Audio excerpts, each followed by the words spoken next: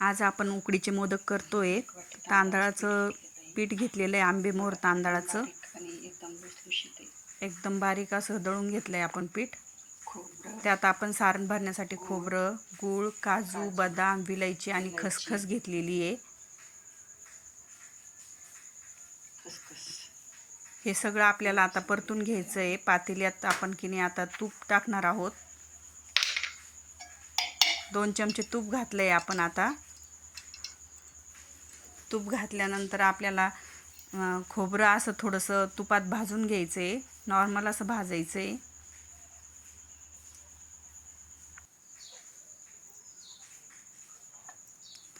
त्यात काजू बदामचं कूट पण टाकायचं आहे आपण, सगळी पेस्ट, आणि गूळ पण टाकलाय आपण। आपोआप पाणी सुटतं त्याला। आता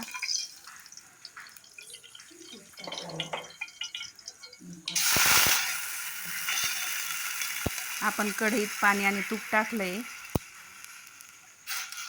दूध पण टाकलंय। पिठाची उकड घ्यायची आपल्याला आता तांदळाच्या, त्याला चांगली उकळी येऊन द्यायची आपल्याला। अशी खळाखळा उकळी आल्यानंतरच आपल्याला त्यात पीठ टाकायचं आहे। थोडंसं मीठ टाकलंय त्याच्यात। आता पीठ टाकून आपण उकड घेत आहोत। हे पहा, उकड घेतली पीठ टाकून आपण। मंद गॅसवर चांगलं हलवून घ्यायचं आहे।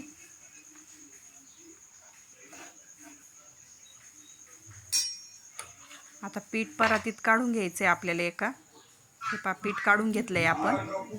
चांगलं मळून घ्यायचं आहे, एकजीव होईपर्यंत मळून घ्यायचं आहे आपल्याला पीठ। पूर्ण एकजीव झालं पाहिजे। पिठाचा असा एक मोठा गोळा तयार होतो बघा, एकदम मऊ असा। बघा, खूप छान पीठ तयार झालेलं आहे, एकदम मऊसूत झालेलं आहे बघा।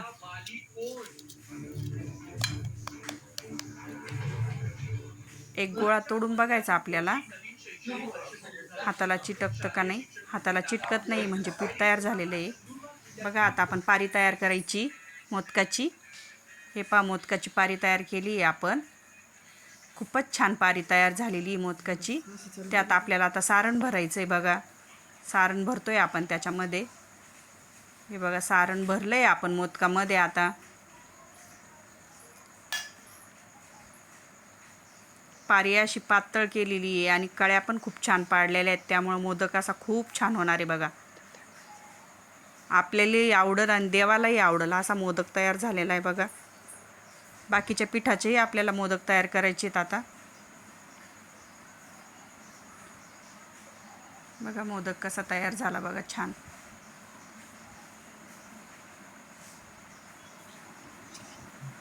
पहा मोदक, सगळ्या पिठाचे आपण मोदक तयार करून घेतलेत आता। देवालाही होईल आणि आपल्यालाही घरात खायला होईल इतके मोदक होतील आता। बघा किती पांढरे शुभ्र आणि किती सुरेख असे मोदक झालेले आहेत। आपण आता कढई ठेवली, कढईमध्ये पाणी टाकतोय। आपल्याला मोदकाची उकड घ्यायची आहे आता।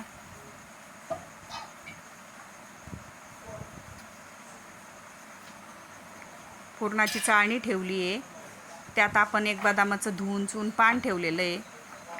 त्या पानावर आपल्याला सगळे मोदक बसतील, जेवढे मोदक बसतील तेवढे ठेवायचे।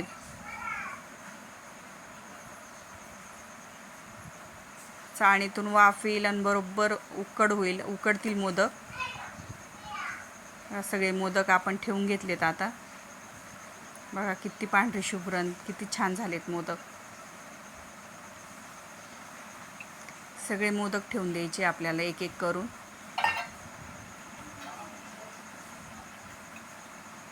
जेवढे बसतील तेवढे मोदक ठेवून द्यायचे त्यात, कारण वाफेवर मोदक एकदम छान उकडून निघतो। आता आपण सगळे मोदक ठेवून दिलेत, त्यावर आता ताट पालथं घातलंय आपण। त्या ताटावर अजून एक जड ताट आपण ठेवणार आहोत, कारण मोदकाची वाफ बाहेर निघणार नाही, उकड चांगली होईल। बघा मोदक किती छान झाले, देवालाही आवडतील आणि तुम्हालाही आवडेल। नक्की लाईक करा।